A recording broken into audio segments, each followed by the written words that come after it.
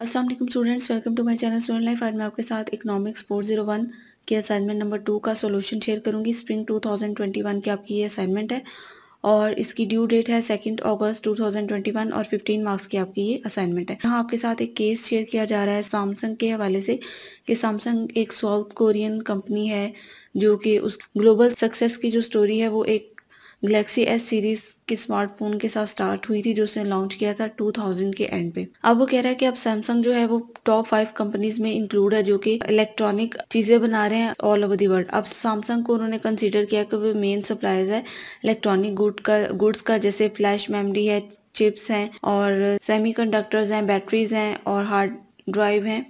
और दूसरी manufacturing companies हैं जैसे कि नोकिया है और दूसरी, और वो जो कंपनी है वाइड रेंज प्रोवाइड कर रही है इलेक्ट्रॉनिक प्रोडक्ट्स की भी कंज्यूमर को, और smartphone, tablets, audio sound, smart switches, refrigerators, air solutions, monitors etcetera. अब कोविड-19 की जो पैंडेमिक सिचुएशन है उसके दौरान सैमसंग जो है वो सपोर्ट कर रहा है ग्लोबल फाइट को अपनी सोशल रिस्पॉन्सिबिलिटी के साथ, यानी कॉर्पोरेट सोशल रिस्पॉन्सिबिलिटी CSR के साथ, और इनवाइट कर रहा है कि कुछ फैंसी स्मार्ट फैक्ट्री प्रोग्राम को और प्रोवाइड कर रहा है ह्यूमन रिसोर्सेज ट्रेनिंग को। उसके बाद क्या है कि सैमसंग जो है वो उसके अलावा ये भी काम डिफरेंट प्रोजेक्ट में भी काम कर रहा है यूनाइटेड नेशन के साथ डेवलपमेंट प्रोग्राम में, UNDP, जो कि डेवलपमेंट गोल्स को अचीव करने के लिए काम कर रही है। तो आपके पास एग्जांपल है सैमसंग ने लॉन्च किए 17 प्रोग्राम जनरेशन को। उसके बाद आपके पास सपोज टोटल रेवेन्यू जो TR है और total cost TC functions of Samsung जो है वो आपके साथ ये शेयर किए गए हैं, यानी TR जो है वो आपके पास 175Q माइनस 2.5Q स्क्वायर है और TC यानी जो टोटल कॉस्ट है वो आपकी इक्वल है 50 प्लस 10Q के। आपके पास रिक्वायरमेंट्स जो हैं जिनको आपने कैलकुलेट करना है वो क्या है, प्रॉफिट मैक्सिमाइजिंग आउटपुट लेवल आपने सैमसंग का फाइंड आउट करना है, मार्जिनल रेवेन्यू MR और मार्जिनल कॉस्ट MC अप्रोच को यूज करते हुए।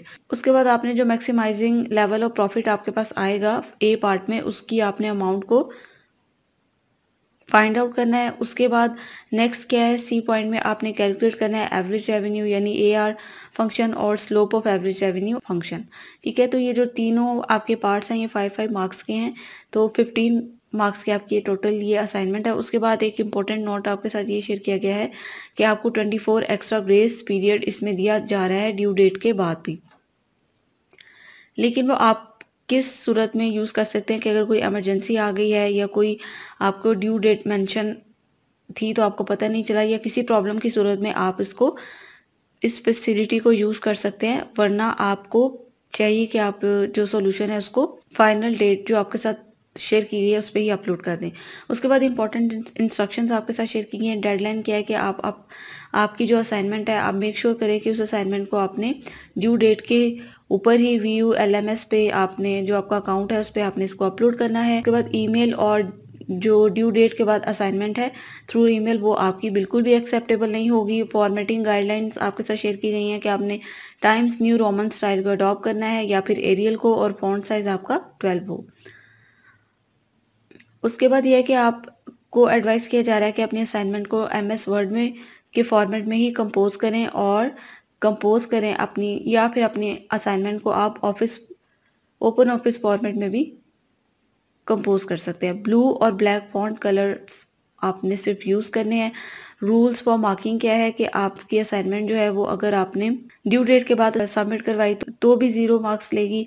अगर आपकी फाइल जो है वो करप्ट है, ओपन नहीं हो रही, तो भी वो 0 मार्क गेन करेगी। और अगर आपने किसी MS वर्ड और ओपन ऑफिस के अलावा कोई भी फॉर्मेट आपने फॉलो नहीं करना, और चीटेड कॉपीड फॉर्मेट जो अदर स्टूडेंट्स या इनसे इंटरनेट बुक और जर्नल से आपने अगर असाइनमेंट कॉपी की तो आपकी असाइनमेंट 0 मार्क गेन करेगी। सो आपको ये कहा जा रहा है कि आपकी जो सेमेस्टर एक्टिविटीज़ है उसके दरमियान लोड शेडिंग का प्रॉब्लम भी आपको पूरी कंट्री में फेस करना पड़ा है। तो आप इस फैक्ट को अपने माइंड में रखते हुए अपनी असाइनमेंट को जो है वो ड्यू डेट के ऊपर ही सबमिट करवा दें। ड्यू डेट का वेट ना करें, बल्कि आप उसको अपनी असाइनमेंट को, एक्टिविटीज़ को LMS पे जल्दी से जल्दी ड्यू डेट से पहले ही कर लिया करें, क्योंकि ड्यू डेट के बाद आपको कोई असाइनमेंट क्विज जो है और GDPs आपकी एक्सेप्टेबल नहीं होगी।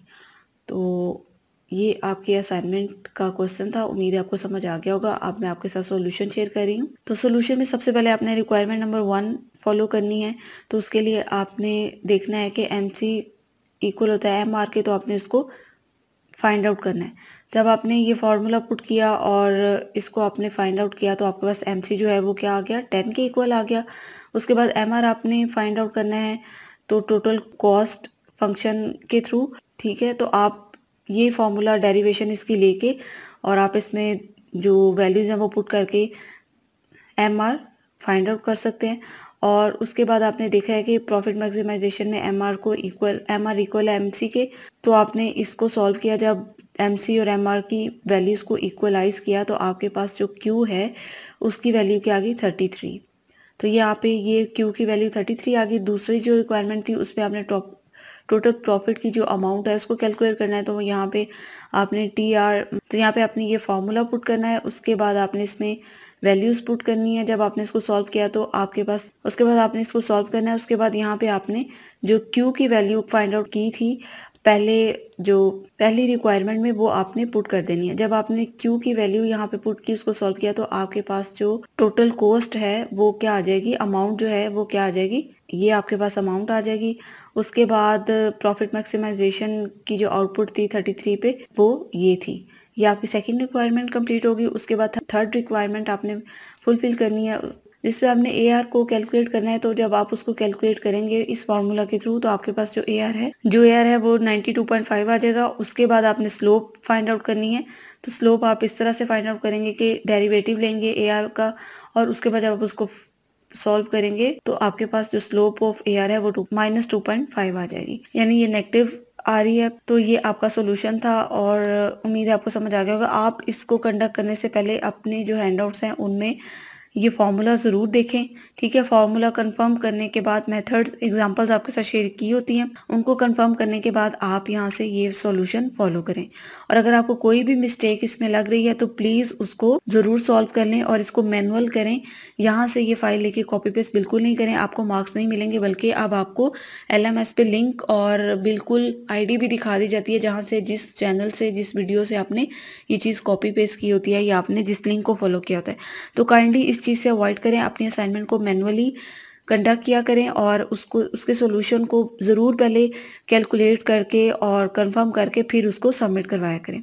तो इसकी फाइल मैं आपके साथ शेयर कर दूंगी। उम्मीद है आपको समझ आ गया होगा। फिर भी कोई कन्फ्यूजन हो तो आप पूछ सकते हैं। और प्लीज़ चैनल को सब्सक्राइब जरूर करें, वीडियो को लाइक भी किया करें और शेयर भी किया करें, ताकि ज़्यादा से ज़्यादा स्टूडेंट को फ़ायदा हो सके। और मुझे दीजिए इजाज़त। अल्लाह हाफ़िज़।